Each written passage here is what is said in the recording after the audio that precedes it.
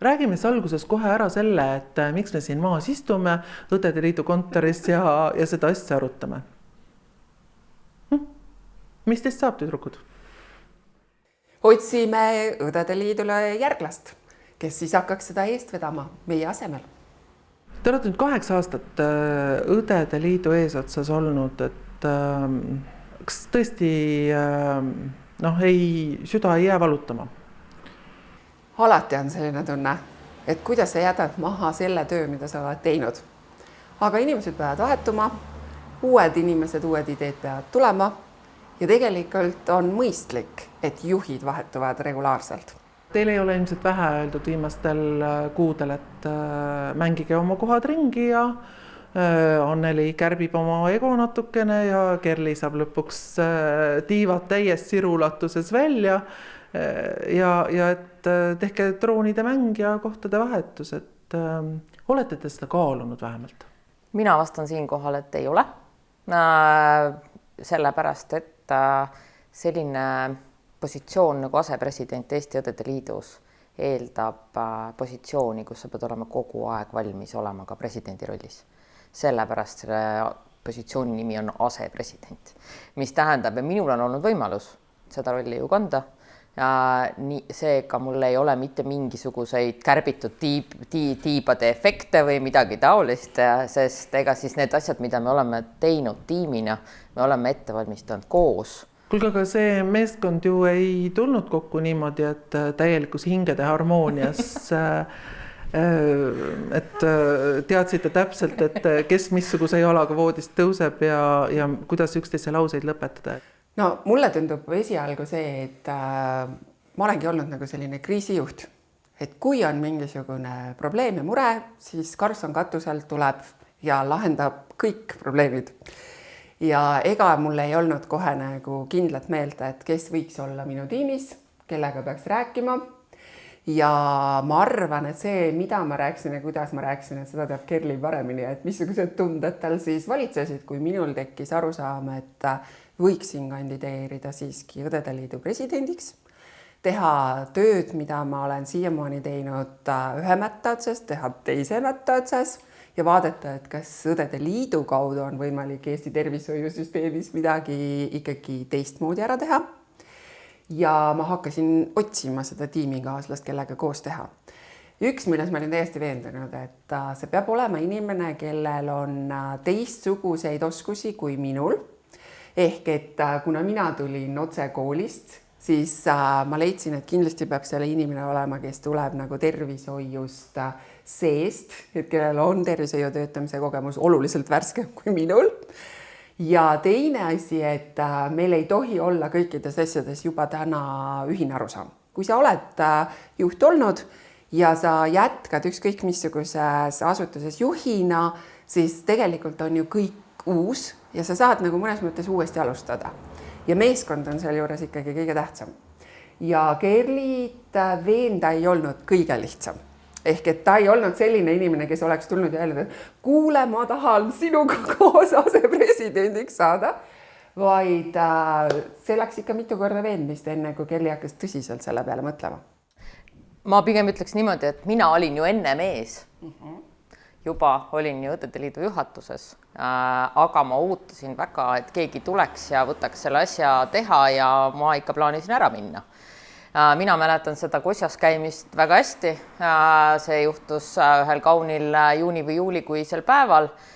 Perspektiiv ei olnud väga roosiline, sellepärast, et sain ka ausa teadmise tema tervislikust seisundist ja mõtlesin küll, et tean, millega ennast seon, kui ütlesin poole koha pealt jah, siis ega tegelikult ma ju teadnud. Ma ju olin nõus ainult tulema esialgu poole kohaga.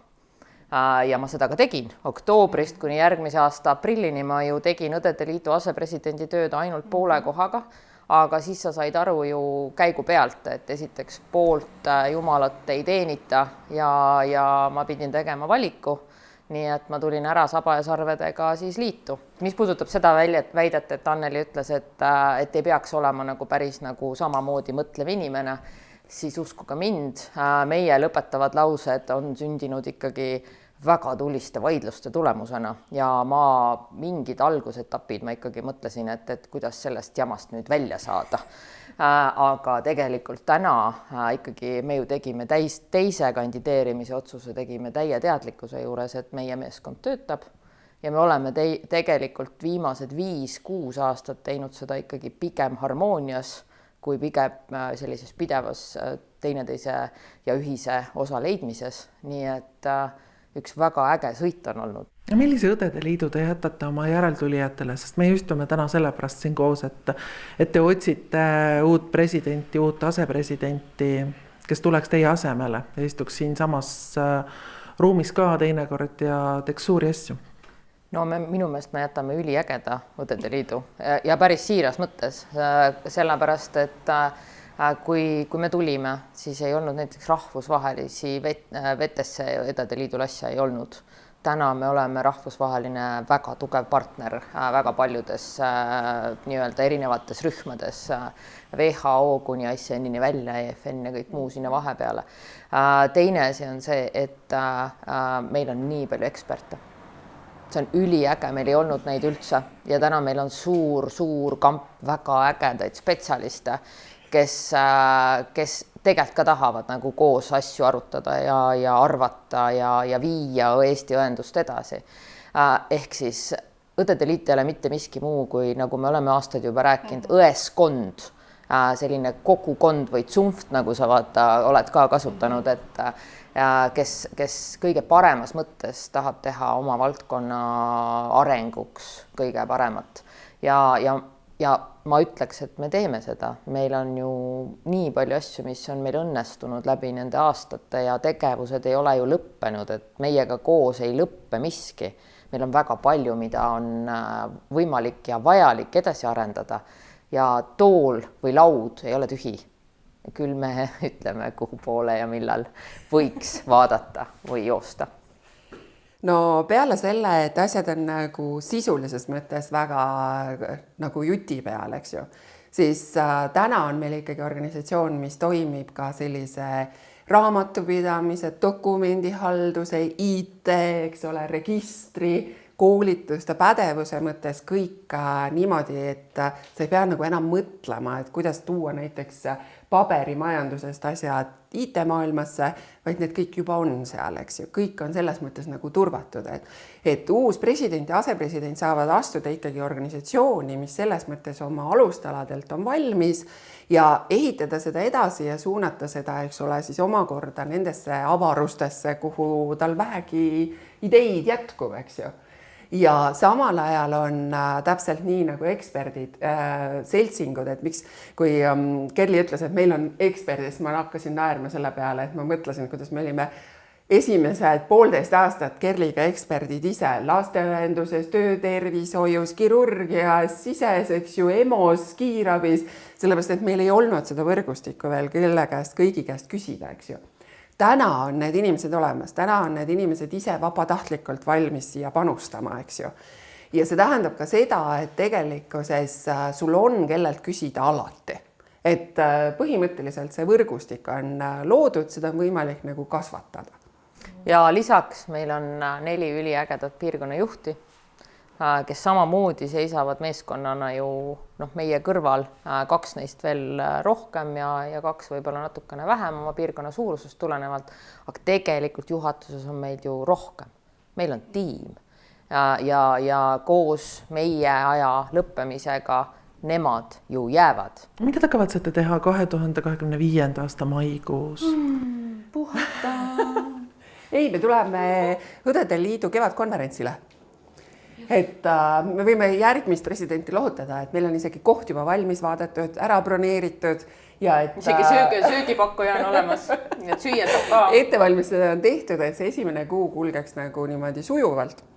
Ja pigem on nagu see koht, et me vist oleme mõlemad seda meelt täna, et järgmise aasta 2025 juuni, juuli, august me puhkame. Välja arvatud tõenäoliselt minu puhul, et rahvusvahelised suhted tuleb ilusti üle anda ja järgmise aasta juulikuus on ICN-i kongress Helsingis. Nii et ma arvan, et minu ülesandeks jääb siis uue presidendi tutvustamine kogu sellele võrgustikule esimest korda, nii et ja nii-öelda näidata, kuidas Eesti õdede hääl maailmas kõlab. Kuulge, kuulan teid ja mõtlen, et kas teil tõesti on plaan ära minna? Jaa, meil on tõesti plaan ära minna. Mina olen nagu sügavalt veendunud selles, et iga organisatsioon on, eks ole, omal ajal oma juhi nägu, eks ju. Ja tegelikult inimestel on nagu hirm, et kui kõik on hästi, siis on nagu hirm, et kui nüüd juhid lähevad ära, kellega justkui kõik on hästi, et siis juhtub midagi ja organisatsioon kukub kokku, eks ju. See organisatsioon on niimoodi selle 8 aasta jooksul kivi haaval laotud, et see ei kuku enam kokku. Me ei karda seda selles mõttes anda nagu järgmistele inimestele üle. Teine asi on see, et me ei kao kuhugi ära.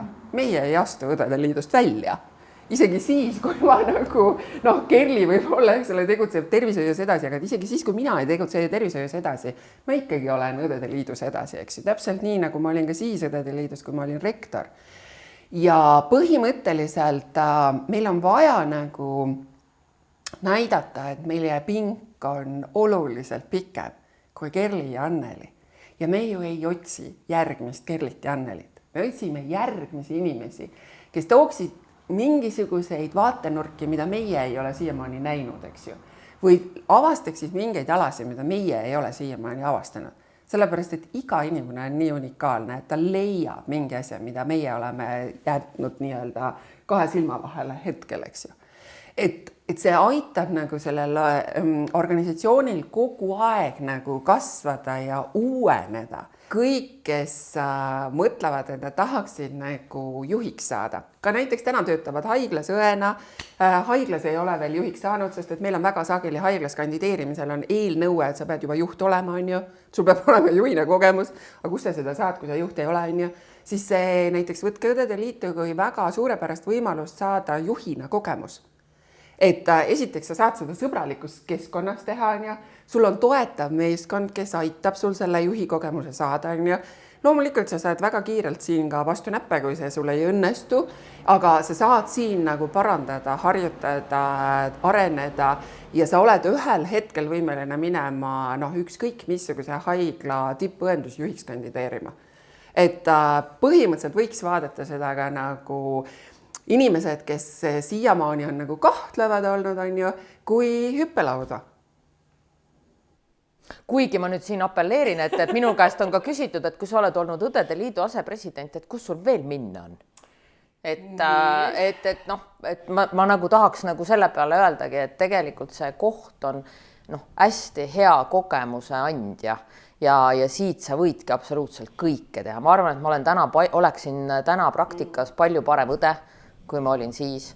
Kindlasti on mul täna väga suur pagas minna õpetama erinevaid teemasid, mida ma eelnevalt ei olnud pädev tegema. Ma arvan, et mul on tõesti potentsiaal minna ka õendusjuhiks, aga mul on kindlasti potentsiaal minna ka rahvusvahelisse õendusesse. Ehk siis sa saad siit nii paljud erinevad pädevused, aga ma arvan, et ma oleks ka väga hea projektijuht üldse õendusest väljaspool ka. Nii et siit saab väga palju ja värviküllast kogemust, et see on ka nagu üks võib-olla oluline punkt, mis võiks ühte teotahtelist inimest panna mõtlema, kes on Õdede Liidu tegevusi kõrvalt vaadanud, võib-olla mõttes kritiseerinud ja tundes, et ta tahab midagi teha teisiti, siis see võiks olla üks vajadus või mida ta saaks siin nii-öelda enda seest välja, sest et mina olin aastal 2012-13 kõige suurem Õdede Liidu kriitik ja üks tark naine ütles mulle, mida sa vingud, mine tee paremini. Nii et nüüd on siis Õdede Liidu enda hinnata, et kas õnnestus või mitte. Aitäh teile, aitäh selle suure töö eest, mis te olete teinud ja jätkate kahtlemata ju uue presidentuuri saabumiseni, aga otsime siis teie toolidele uusi tegutsejaid. Aitäh! Julgege kandideerida! Tulge, siin on väga äge!